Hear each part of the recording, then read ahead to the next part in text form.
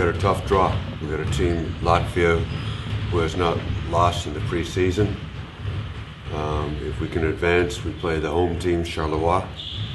Maybe. And then after that, maybe is gegen. So, we're going in. We're a little bit as underdogs. Charleroi and gegen are the two favorites going in. We're a little bit of underdogs, but it's a good situation for us. That we have nothing to lose, everything to gain, and obviously we would like to win the tournament. But we'll just take one game at a time. The first game is going to be a very tough game, and it's very important we just take one game at a time and do everything we can one game at a time. Looking back to 6 weeks of preparation, what's your gut feeling going into there? How far are you? Last year the last couple of weeks we've had really tired legs. We gave them Sunday and Monday morning off. So hopefully our legs are better. We had a tough preseason as far as travel, practice, games. So, but I believe you have to go through that. You have to go through that preseason. Tired legs, tired body, tired minds. So hopefully right now we're refreshed and ready to go forward. How much of a setback was it that Heiko was sick the last 2 weeks when he came back from the national team? We'll find out Thursday. I know one way it was a blessing in disguise the first week because he played a lot during the summer. That he had might have been a blessing in disguise that he got a little bit of rest. On the other side, it was tough last week when he got sick again and couldn't practice or play against Heartland. That was the tough part. He himself says that you play in a very organized game and they know where everybody is or should be. Does he know where everybody is already? I mean, was it enough having him in practice too? Well, we don't have much of our system in. I mean, offensively, we only have 3 or 4 things in offensively that we run, and we had to decide going in: do we try to put everything in and not do anything real well, or do we try to put in a few things and do that well going in? And so we just put in a few things, and we're trying to do a few things well. So he's picked up things really quickly.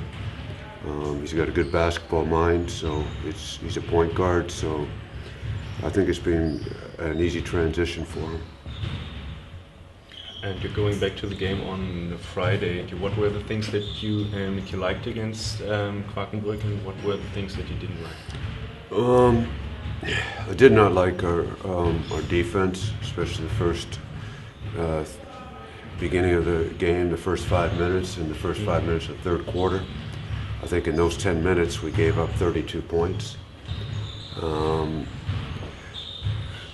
I did not, our rebounding was streaky, and for us to be a real successful team, we need to be able to play defense and rebound for 40 minutes.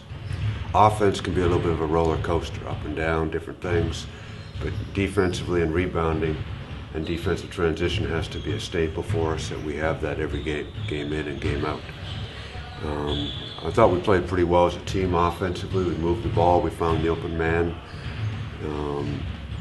offensively. So, but we're a work in process, and we got a lot of work to do. We know that, and that's why we practice, is to get better, develop habits, and get better. It's always said that ALBA is one of the top organizations in Europe, #1 in spectators and so on and so forth. But on the competition side, on the sports side, they missed the Euroleague a couple of times the last years. How much pressure does it put on the team to put ALBA where it thinks it belongs? No, I think we are one of the top organizations with some of the best infrastructure in Europe. With that being said, we're a top 5 team in management and infrastructure and facilities and et cetera, but with that being said, we don't have a top 5 budget. We don't even have a top 30 budget in Europe. So, we have to, this is about being a team. It doesn't really matter, to me, it doesn't really matter what our budget is. It's about, you know, about being a team, and the better we are a team, the better we can be. And we have to bring a bunch of individuals together and make the best team possible. No pressure? Yeah, of course there's pressure. I mean, there's pressure to succeed. I mean, I think anytime you put on an ALBA jersey or represent ALBA, there's pressure. And but personally, I put more pressure on myself than anybody else. And I've always said, the more pressure you have, the better job you have. So, you know, I'm looking forward to the challenge. And you know, the more pressure you have, the bigger the success. And for you, personally, what would it mean to go to this highest level of European competition?